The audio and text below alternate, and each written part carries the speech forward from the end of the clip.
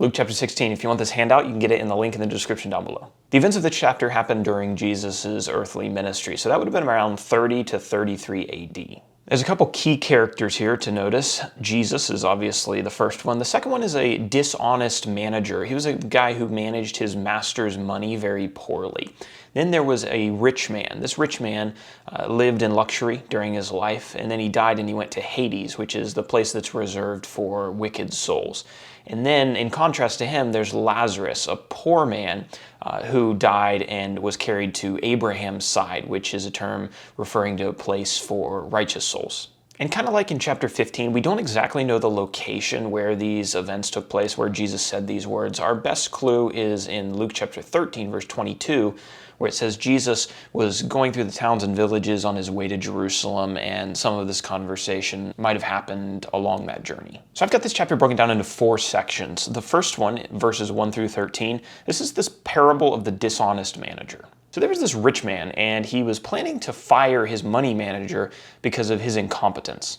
But before the man got fired, he went to all of his master's debtors and he cut them deals, trying to get in good with them. He figured that if he could win over their favor, then when he got fired, they would be generous to him and maybe take care of him. When the rich master found out about this, rather than condemning his dishonest manager, he actually commended him for being rather resourceful. And Jesus used this parable to teach people about resourcefulness, about using God's blessings wisely, and about the danger of falling in love with material possessions. The next section, verses 14 through 17, is the problem with the Pharisees.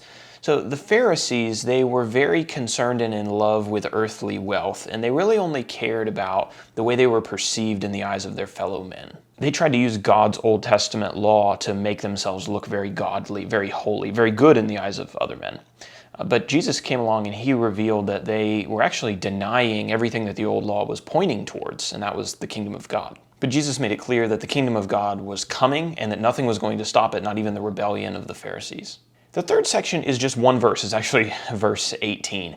There was a lot of disagreement among the Jewish rabbis about marriage and divorce and when it was permissible and when it wasn't permissible. And here we see Jesus speaking plainly, definitively about the way that God views divorce. He said, quote, "Everyone who divorces his wife and marries another commits adultery, and he who marries a woman divorced from her husband commits adultery." The final section, and probably the most well-known section, is the story of the rich man and Lazarus, verse 19 through 31. Jesus told the people a story about 2 men. There was a rich man, we don't know his name, and there was also a poor man. His name was Lazarus. While they were alive on earth, the rich man lived in luxury in a nice house and he had plenty to eat, while Lazarus laid outside of his gate in poverty. But the day came when both of them died. The rich man died and he was taken to Hades, a place of torment.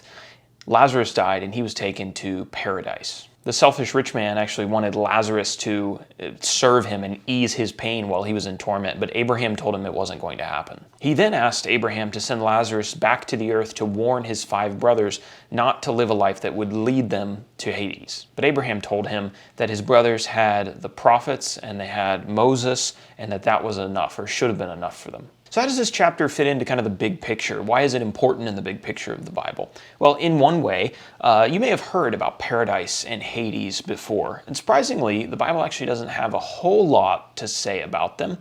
This is one of a limited number of texts that gives us any details on them. But here they're pictured as kind of the waiting place of pre-judgment souls. There's a lot more study that you can do on these 2 places and different ideas about them, but for now we'll leave it there and I'll encourage you to study on further. So let's talk about takeaways now, applications. Thinking back to the parable of the dishonest manager who was super resourceful, are we as individuals and as collectively, congregations of the Lord's people, are we resourceful with the talents and the money and the resources that are available to us that God's given us? How much time do we really spend thinking about how to maximize our effectiveness with the gifts that we have? And I think a really important question is, where do we spend the balance of our time, the majority of our time? Is it finding ways to be resourceful in acquiring more money here on the earth, or is it devoting our energy and our time and our thought to asking how the church can be effective in reaching the lost?